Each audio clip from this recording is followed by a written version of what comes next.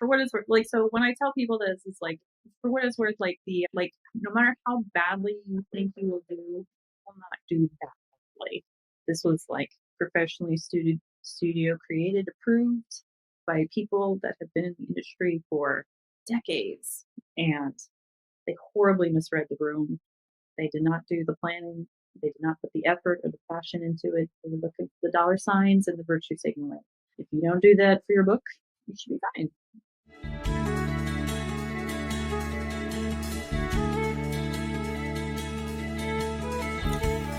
Do you feel continually let down by modern media? Do you miss the good old days, back when all that mattered was a good story and not some agenda? Do you have ambitions of picking up a pen and pad and fighting the creative war yourself? Then this is the podcast for you. Each week, I'm going to talk to a creator who said enough is enough and started making the content they wished was out there. Join us as we discuss the ups and downs of the self-publishing world. We want to help empower you to join the Iron Age of media. Welcome to Iron Age Marketing.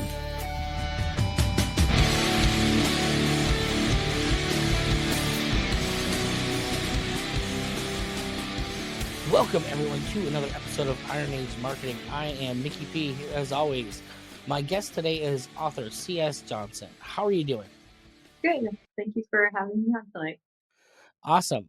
So let's begin and kind of talk about a little bit of your background, because when we first got in touch, one of the things that immediately set you apart from most of the other people I've had on the show is you haven't had just one book out. You have an embarrassment of riches and have clearly been doing this for a long time.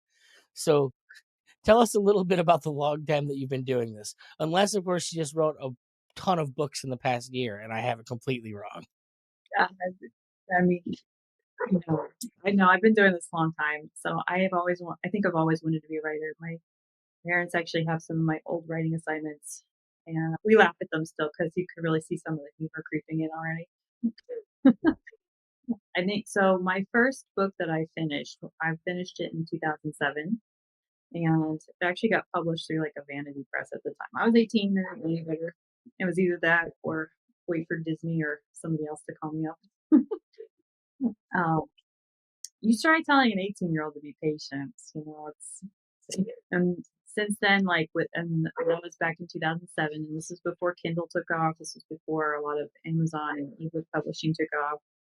So I tried to go the traditional route with my next book, and again, it took a long time and I made a lot of mistakes. So, but I figured out, hey, there's a lot of publishing contests out there. So I submitted Slumbering, which is my first series. I was the first book in my first series, and it actually won second place in a publication contest. So that's how that one got published. And then since then, it's been trying to keep writing and keep doing new things and just basically whatever I want. Okay, now, how do you publish now? Like, what is it? Are you a traditionally published author now? Or you do the Kindle yourself, the KDP, whatever it is? I have one traditionally published series, and I have the rest of it. I am the queen of my own media empire. It's usually how I explain it to people. Okay. Well, so what does I guess a media empire look like for you? About 40 books and all my audiobooks and everything else that I've done. So I've been very good about making sure that I have full control and full rights of everything in recent years. So kind of growing up in the like the great swap out and the democratization of the internet with publishing, where a lot of the gatekeepers are passing away, you realize that a lot of media today, like the big five, even some of the larger, smaller presses, a lot of them have really sneaky clauses in their contracts that you shouldn't have to deal with. Yeah. Yep, some of the things I've heard from different people telling me about their contracts is really just downright frightening. Well, specifically coming from like the background that I have, and I like talking about marketing. And the thing that I've talked to the few traditional people I have had that have done the traditional route, it's like, well, I still do all the same work. I only just have to give away a cut of it to them because I still market it. Like they don't have the money to do anything for me. So why did I do this in the first place? Just to give away money? I don't know. It is a labor of love a lot of times, and there is a big investment, I think, just in time and money. Like, I've made a good deal of money back, but not all of my books have made their their money back.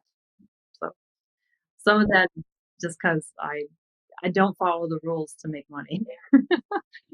Well, and so that's a good question. What I guess what do you classify as the rules to make money in writing?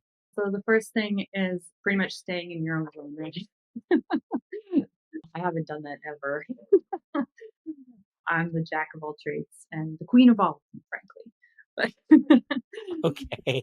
so if you wanna make good money, I stick to a genre. Like, I started off with fantasy, so that was kind of a good one, but I have fairy tales, I have science fiction, I have nonfiction, I have some good satire pieces, so, there's just a lot of stuff in it that I really enjoy. I just figure I'm more like Beyoncé in that Oh, so goodness. We got a queen bee over here, folks. Uh, so I knew her as Foxy Cleopatra when I grew up, for what it's worth. That's my first reference of Beyoncé. I think I gave up on the Austin Powers movies by the time that happened. That's where I'm at. I'm more of a Heather Graham guy. Oh, So we were talking before the show. You're a homeschooling parent, and one of the things that's come up a lot is finding time to write. Now, well, you say that, and then you talk about how much writing you actually have done. Like, what do you actually consider to be like a normal amount of writing for like someone to put out? I think a lot of it very first of all, a lot of it does vary author by author. I need to soak into my work. It's almost like, when you get into a pool, some people can just dive right in and be comfortable. I have to, like, ease in. So like, you're not like I'm gonna do my 1,000 pages or 1,000 words a day, and then like that'll be it. You gotta find the zone, and like if you're not feeling it, you're not doing it, kind of thing. Yeah, my discipline is horrible. I've actually like, every year I've tried to pick, like, some part of my work ethic or my life to, like, fix that year, and discipline has been the last 3 years running. I don't know what I could do about my discipline. I have the background where like as a musician, much like you, it's like well when the impetus hits and the vibe strikes, I'll do it, and then a year will go by, and like, "Oh, I haven't written a song in a long time." It's weird. So having written a bunch of things, do you have something that, like, you find is your favorite to write? Or is there, like, a place that if you could pigeonhole yourself and, like, have that discipline to, like, do the thing that you do, what would that be? I have a real affinity for romance just because, I get frustrated with people who are very cynical, I guess, because it's like, "I've been there, I know, but you find a way to grow past it or, you just give up."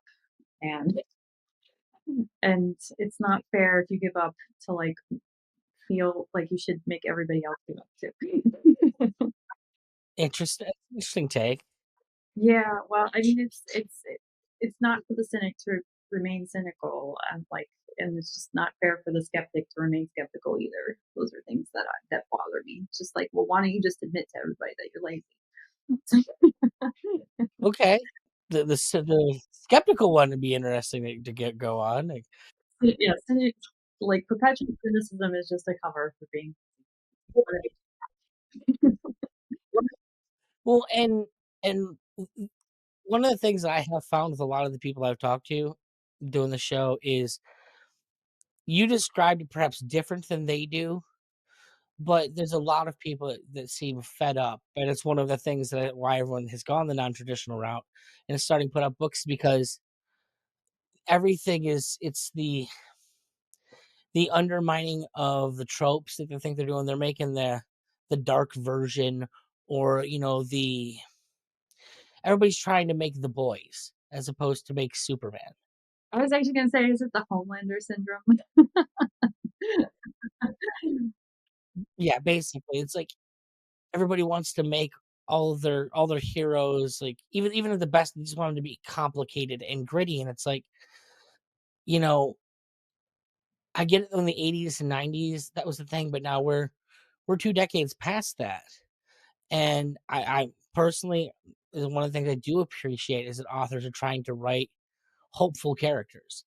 They're trying to make the at least the world of fiction not as bleak as the real world feels right now. I've told my readers several times, if you want a happy ending, you gotta believe in it first.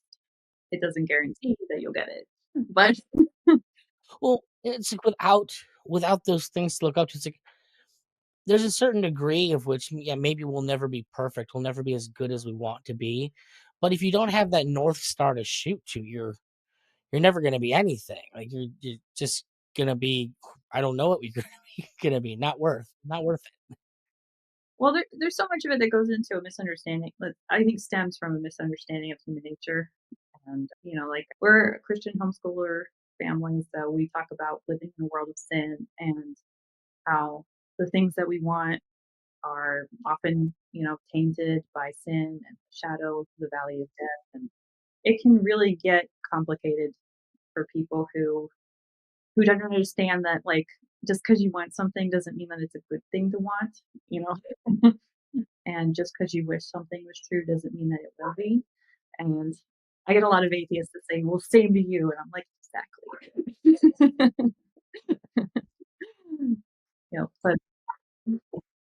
But yeah, it is like you said, pointless to kind of give up. Yeah, you're not gonna do anything but giving. Well, no, absolutely, I mean, that's and once again, the whole Iron Age, I guess, era is coined by Razor Fist, this time where personally, I think that everybody benefits from it. Even if you were the most raging leftist and wanted to just write commie screed after commie screed, it's still better for you to get away from like the over democratized, just story destroying system that's going to warp whatever you try and put through it. So, like, no matter who you are, you're not going to get out something worth writing when everything is by committee, like good or bad. It's just going to end up kind of trash. I mean, like, the rare, rare, rare exceptions are out there, I suppose, but I have yet to find one. I mean, I guess nobody's telling Brandon Sanderson what he has to do at this point, but Oh, he's capitulated some. I don't follow him that well. I know of him as the guy that took over my dad's beloved Wheel of Time series after Robert Jordan died. Oh, yeah. Oh, well, I know him as the Kickstarter king, so Really? That's a new one to me. Why is that? well, he's had a Kickstarter a few years ago where he wrote, like, that whole series, his last like, one of his secret series during COVID, and he released it on a Kickstarter, and I think it made, like, $4 million or something. And it was a record. It was a record for artists, and other people like me looked at that and was like, "I wish I could do that." I think you all can do that. We just we have to learn a few things about reaching out to other people. Well, if the whole like, the whole, like, sagely wisdom of there are no small parts, there are no small actors, only small parts or something, what was it? Not no small parts, but small characters. Okay. There you go, there's my son. Um, Just help it out. Say we appreciate it on our end. I had it explained to me the better way of explaining it was I had it explained to me is you never know when your book will, like, make the difference in someone's life that they needed it. It's like if you're a doctor and you're on a plane, I mean, there are lots of millions of doctors in the world, but if you're in a plane and someone's having a heart attack and you just happen to be a cardiologist, and you're the only one on that plane, that's enough of it. I mean, you make enough of a difference by just being there. I've absolutely given this speech to people I've done like sat down with, and it's like it may seem like nothing to you, but you don't know when there's going to be that one person who like is ready to jump, and it's your words that are going to save them. Like you don't know when that person's going to show up. You don't know, and how terrible are you to prevent them from getting what you have to create? It's a, I mean, it's how imposter syndrome actually damages the world. I guess is the way I look at it. It's like if you believe in your writing and you believe it's good and believe that there's an audience for it, you owe it to every one of those people to try and get it out there. I totally agree. And And and like I said earlier, there is a bit of investment doing it, but I mean, like, if somebody, like you said, is on the brink and it's your words that will save them or may possibly save them even, isn't it worth giving it a shot? So it's one of the reasons like I've focused so much on relationship building as an author, and that's to me that's what marketing is. It's one by one going out there. I don't care if it's a new podcaster or somebody who can connect you to a wider audience, or if it's a reader. I think a lot of, in particular, authors focus so much on story that they tend to forget about number one as an author how important that is to readers and how important like characters are to readers. I have to do more of it, but I have a YouTube short series called Characters Create Connection, and it's about like main characters and stories and how important they are because that's how you see yourself in whatever you're reading. Like at the end of the day, like you write fantasy, are you going to do it better than Tolkien did? Probably not. But you can do it the way that you're going to do it, and you can put a character in there that's going to resonate very different than anything he would have written into that story. And that's how creators can make their mark and really connect with an audience. So I go on these Kickstarter, these Indiegogo, these Fund My Comic pages, and I read, and all they want to do is tell me about their world building and their story. And it's like, look, a Cthulhu monster is a Cthulhu monster. What guy's fighting? That's what I care about. What guy is writing this story? That's going to be the thing that makes me pick up book A versus book B. Like I can assume if there's a Cthulhu story, it's written one way, and I'll probably be okay with the story one way or the other.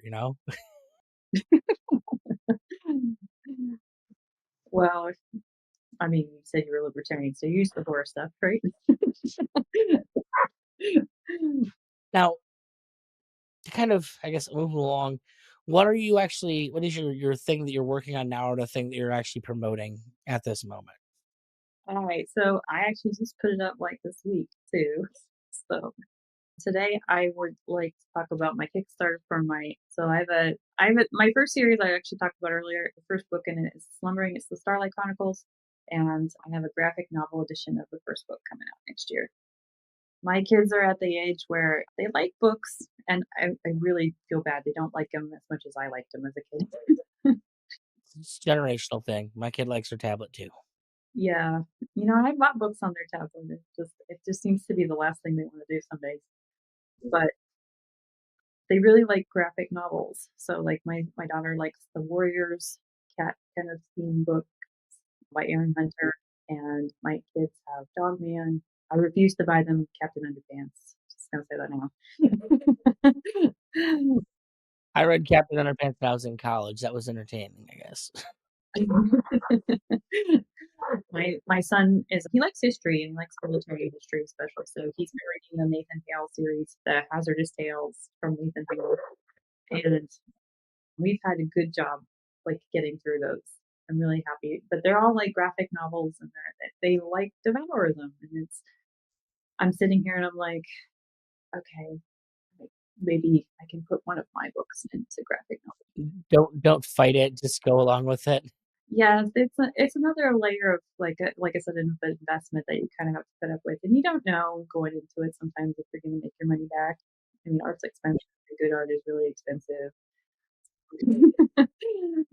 But I'm also really proud and I hate asking for money, so I mean, I'll be honest. The hardest people to kind of talk to on here for me are the comic book creators because there's just so many layers of sending other people money to even make that happen, and you don't know if you're going to sell a single copy. Like you're so many thousands of dollars in the hole before it ever starts, and I actually have a comic book series, so yes, I can attest it's expensive. The nice thing is that I have really a lot of support from my family, and I have a really good story for it too, so I'm really not disappointed. well, I mean, it's a good question here. How important do you think family is to like the creative's journey? Like, is it the thing that like keeps you going when you don't want to go, or is it like I know it's been a mixed bag for me. Where it's like sometimes the people that kept me going, man, maybe they shouldn't have, and then the people that are trying to talk me out of it when I'm actually really geared to do things.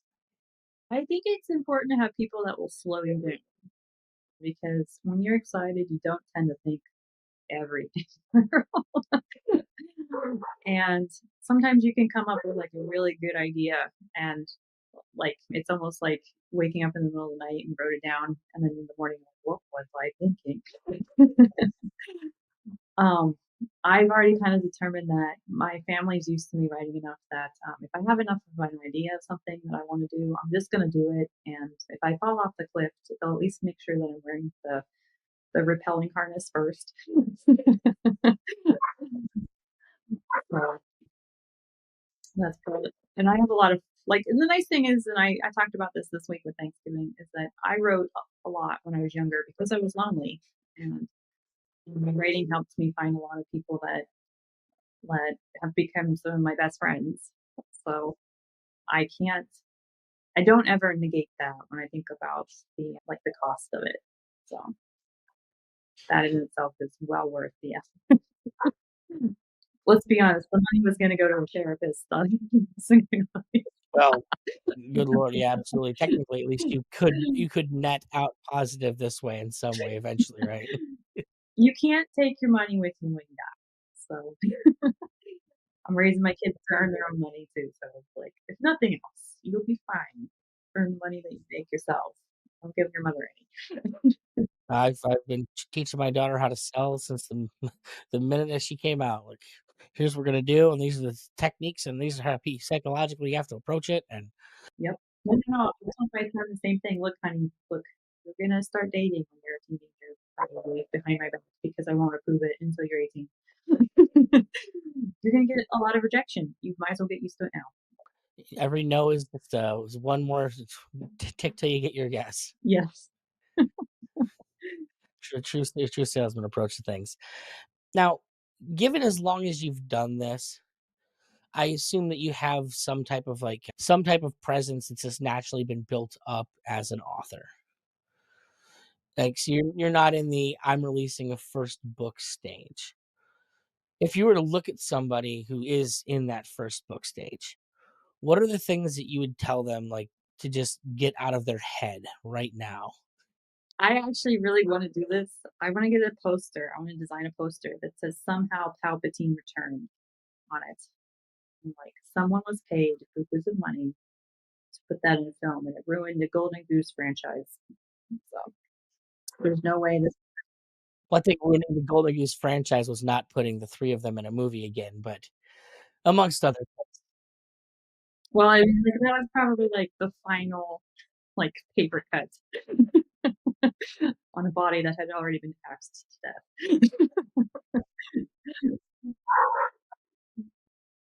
So, is the what does that mean to you when you say it? Or what does that mean to, in particular, the that audience? For what it's worth, like so when I tell people this, it's like for what it's worth, like the like no matter how badly you think you will do, you will not do that badly. This was like professionally studio created, approved by people that have been in the industry for decades, and they horribly misread the room. They did not do the planning. They did not put the effort or the passion into it. They were looking for the dollar signs and the virtue signaling. If you don't do that for your book, you should be fine. There's maybe something in there even about, like, write what you believe in, Right. You can tell when and you can tell when an author has no passion for their work and they're just writing for the paycheck. everything Stephen King's written since, like, his first book. Well, I kid. I actually do still like some of his stuff, but it often feels way too like collecting a paycheck. and part of the reason that literature is under the humanities in college classes, no matter what they're teaching these days, is because literature is something that makes us human. It's a defining trait of humanity, and we all share in it.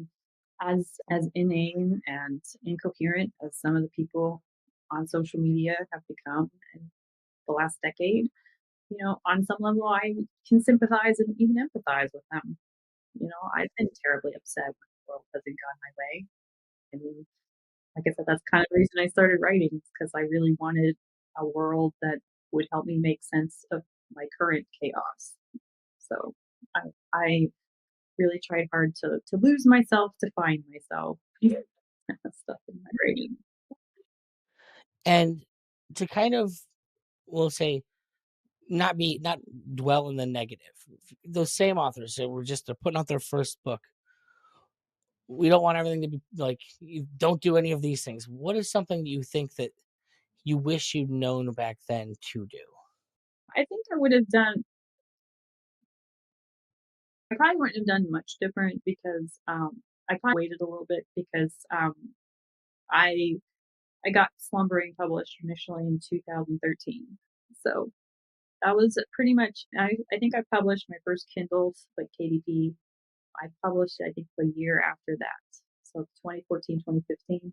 I think I would have just waited if I just thought about it. So With that first book, do you feel like that one is different than your self-released stuff having gone through that process? Like, do you think it's better or worse for having gone that route? I think so. Slumbering is about. It almost is kind of like, and this was before like Marvel started getting really big. I started writing in 2007, and my protagonist is a narcissist. Like he's just very self-involved. Everything has to go his way. I did not make him sympathetic enough at first. People have read it and I'm like, I've gotten hate mail from it because, but it's funny because I can tell how old the person is that writes me the letters talking about it. It's like, oh, you're like in your 30s, you don't like this kid because he's not no brat. And if he's a teenager, it's like this kid was cool. I liked him, and he becomes so lame because he eventually becomes the cool kid, and he kind of gives it up gradually and reluctantly to do the right thing. So it's kind of funny hearing it. It's probably the big thing I would change there. Don't write an unlikable protagonist. Don't write without giving him enough of good, clear reasons for people to sympathize with. What's it as it Ben that Cumberbatch guy? His Sherlock I like, particularly because he is a pretty terrible guy. And I think that's an excellent example of doing it kind of in a balanced way. So I, for my series, I wanted to write for boys at the time. I was an English teacher, and I wrote like Harry Potter was big, and it was pretty much the only thing that the boys in my class liked to read, aside from a few other random things like Power Rangers and Star Wars, and a lot of the comics that was picking up even then. And so I was like, okay, I'm gonna write a boy superhero, and he's gonna be a narcissist. He's gonna be the cool kid who becomes absolutely human by the end of high school. So let's see if I can do it. Well, certainly with boys, I know that there's something about narcissism as a concept that I can't speak to whether or not women or girls feel it, but I definitely have a song that I wrote called Orson Welles, and it's kind of about the whole idea was written from this perspective of the a man who's just encumbered and weighed down by his own genius and the hubris of the rest of the world just not understanding his genius. And well, it's to me, but to me, it's like I think in so many of us, there's that part of us that just, if only the world really understood me and what I have to offer, like things would be different. And maybe it's narcissism, maybe to me, it's maybe a way of your own insecurities trying to hold you up. Is it really narcissism? Is it just like the front that you have to put up to kind of believe that you're more capable than you are? I don't know. No, that's a good way to put it. I mean, like I explained him as a narcissist, but yes, he's deeply insecure, and he is looking for somebody who can understand him more than some. In the meantime, though, it's kind of like if would you rather be loved or feared type of Machiavellian high school politics, and your worth is kind of like an illusion. And The quote from my favorite movie, for the record. when I don't know if you've ever seen the movie. It's a Bronx Tale, and the kid whose dad's a bus driver, but he's also like a male role model who's a what do you call it, a mob boss, and he asks him, do you think it's better to be loved or feared? And his answer is, you know, it's better to be feared if you're me. Yeah. Oh, well. I love literary fiction. When people ask me what do you read, I like to read memoirs. I like literary fiction. I like a lot of nonfiction stuff too. So writing fantasy, I do my best. What I tell people is I do my best to keep my characters honest. So I can't really you can't really write good people or bad people if they're not at least honest about stuff. Hamilton is overly honest. Right on. Well, is there anything else you'd like my audience to know? If not, where can I send them to look you up and find what you're doing right now? Okay.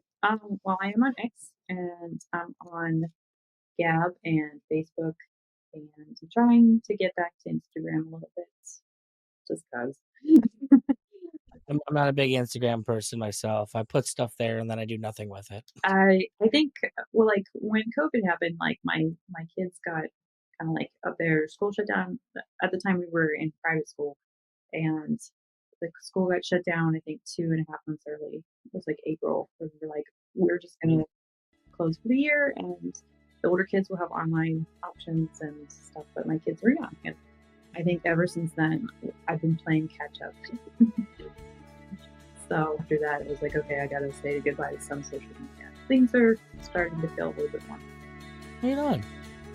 Well, I'd like to thank you so much for coming on today. Oh, well, thank you and hope you have a good one. Yes, thank you very much. Do you fancy yourself the next Tolkien, Lewis, or Barker? Maybe you just have something subversive to say. Hopefully this podcast is helping you. But maybe your ambitions are just a little bigger than you can handle on your own. Head over to ironagemarketing.com and let Nicky P help ensure your book doesn't release to nobody.